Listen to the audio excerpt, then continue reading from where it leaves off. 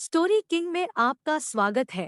नए नए वीडियो देखने के लिए चैनल को अभी सब्सक्राइब करें।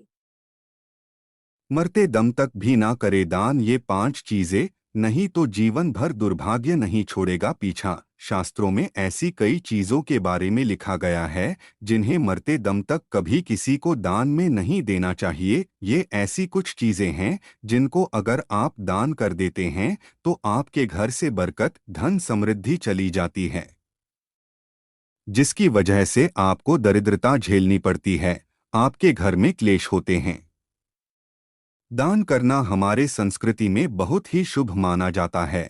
कहा जाता है कि ऐसा करने से इंसान के सारे पाप धुल जाते हैं, उसे पुण्य की प्राप्ति होती है, इसीलिए दान दिया जाता है। यही वजह है कि हमारे हिंदू धर्म में कोई भी तीज त्योहार हो बिना दान के पूरा नहीं माना जाता।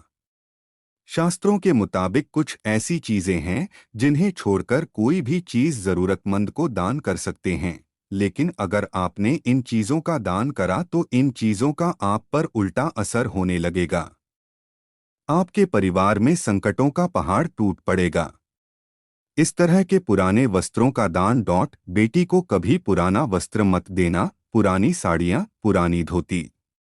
ब्राह्मण को कभी पुराने कपड़े मत देना। साधु महापुरुषों को कभी पुराना वस्त्र मत देना।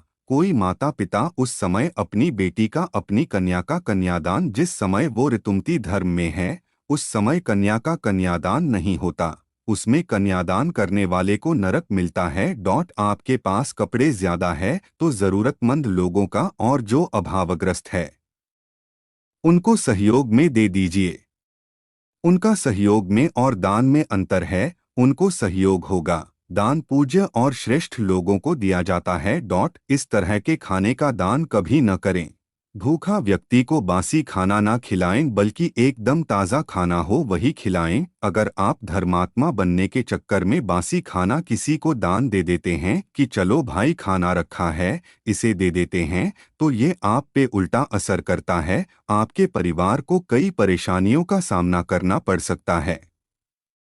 इस चीज का विशेष ध्यान रखिए कि अगर आप किसी को खाना खिला रहे हैं तो आपको उसे ताज़ा खाना खिलाना है, बासी खाना ना खिलाएं। फटी हुई किताबें। अगर किसी को आप किताब दान कर रहे हैं या कोई ग्रंथ दान कर रहे हैं तो आपको हमेशा उन्हें नई दान करनी है।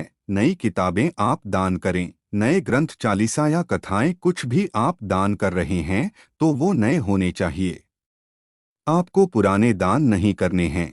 किसी भी हालत में फटी हुई किताबें या ग्रंथ देना अच्छा नहीं माना जाता। ऐसा करने से माँ सरस्वती नाराज हो जाती हैं। आपके बच्चे पढ़ाई में कमजोर हो जाते हैं। भूलकर भी फटी हुई किताबें या पूजा पाठ की कोई भी किताबें हैं, कथा है या चालीसा है, इन्हें आप दान कर रहे हैं तो फटी हुई बिल्कुल भी दान ना करें। नुकीली चीजें।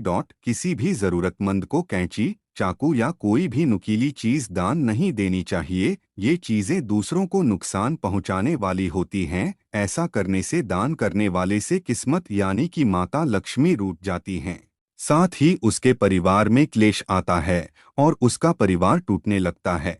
आप भूलकर भी नुकीली चीजों का दान ना करें, इस चीज का विशेष ध्यान रखें। इस तरह का तेल दान न करें। घर में इस्तेमाल या खराब हो चुका तेल आप कभी भी दान ना करें। दान करना अशुभ माना जाता है। ऐसा करने से शनिदेव आपसे अप्रसन्न हो जाते हैं, परिवार को बुरे प्रभावों का सामना करना पड़ता है। कहा जाता है कि अगर एक बार शनिदेव किसी से रुष्ट हो जाए तो फिर उसकी जिंदगी की गाड़ी जल्दी से पटरी पर नहीं लौटती है, तो आपको भूलकर भी खराब तेल का दान नहीं करना है।